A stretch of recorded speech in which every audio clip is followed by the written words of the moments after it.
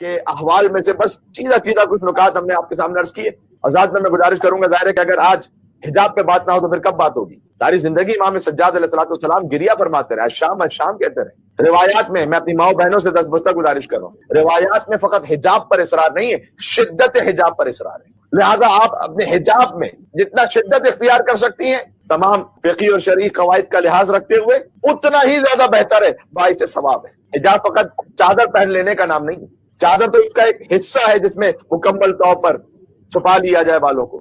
ورنہ یہ کہ کتنی مرتبہ کور پورا کیا ہوا ایک خاتون نے، ایک مستور نے، لیکن مثلا فرض کی کلر ایسا پہنا ہوا ہے کہ جو شوق کلر ہے، اٹریکٹ کر رہا ہے، نامناسب ہے. فیطمع الذی فی قلبہ مرض، یہ ویسٹ نے سکھلایا ہوا ہے نا ہمیں کہ حجاب تو خاتون کی عفت کا مسئلہ نہیں، یہ تو مرد کی نگاہوں کا مسئلہ ہے. مرد اپنی نگاہوں کو ٹھیک کرے. یہ بات صحیح ہے کہ مرد کے اندر ایک خواہش اس قسم کی موجود ہے، لہذا خود قرآن میں ازواج نبی سے مخاطب ہوتے ہوئے کہ آپ سخت حجاب کیجیے.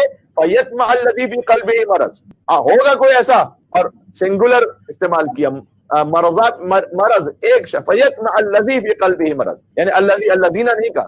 ایک شخص بھی اگر ایسا ہو باہر کہیں کہ جس کے دل میں مرض ہے، آپ اپنی عفت کی حفاظت کیجیے. اسے اپنی نظر کا اور اپنی خیانت کا حساب دینا ہے اللہ عز و جل کے پاس بلا شک. لیکن اس خاتون محترمہ سے یہ کہا گیا. اور بالخصوص دیکھیں اس کی مثال بڑی سادہ ہے. آپ پیٹرول اسٹیشن پہ جاتے ہیں، وہاں پر ممنوع ہے سگریٹ نوشی کرنا. اب پاکستان یا انڈیا کے حالات میں تو پھر جہاں کہیں کوئی ممنوع کا بورڈ لگا ہوتا ہے اسی کے سامنے لوگ وہ کام کر رہے ہوتے ہیں، لیکن عام حالات میں یہ ممنوع ہے، لکھا ہوتا ہے نو اسموکنگ کراس. اور شاید ہی آپ نے کسی کو دیکھا ہوگا کہ باقاعدہ پیٹرول اسٹیشن پر وہیں قریب میں سگریٹ نوشی کر رہا ہو، نہیں کرے گا. تو کیا جب بھی سگریٹ نوشی کی جائے گی پیٹرول اسٹیشن پہ تو کیا خدا نخواستہ کوئی حادثہ ہو جائے گا؟ نہیں، کوئی ضروری نہیں حادثہ ہو. 1000 میں ایک واقعہ شاید ایسا ہوگا کہ اگر کہیں سگریٹ نوشی کی جائے تو واقعہ ہو جائے گا.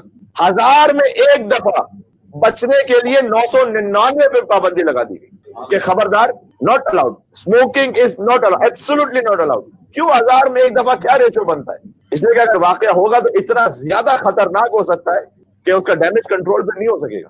لہذا حجاب کے معاملے میں فقط میں آپ سے عرض کرتا ہوں واجب پہ نہ رکے، اس سے آگے بڑھنے کی کوشش کی. شدت حجاب کو ماشاءاللہ ہم نے مومنین مسقط میں جو مومنین ہیں ہمیں جو اطلاعات ملتی ہے، ہم آپ کے پاس مجلس پڑھنے کے لیے پہلے حاضر بھی ہو چکے ہیں، کافی اچھا حجاب کے اعتبار سے اہتمام ہوتا ہے. لیکن امام سید سجاد علیہ السلام کی مجلس میں اس بات کو بیان کرنا ضروری ہے. لا دین لمن لا حیا لہ، کتنی احادیث حیا پر موجود ہیں کہ حیا ہے تو زینت اسلام ہے، حیا ہے تو گناہوں کی مغفرت ہے.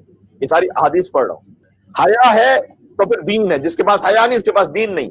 ایک حیا کا ہونا، ایک شرم کا ہونا، مردوں میں بھی اس حیا کا ہونا.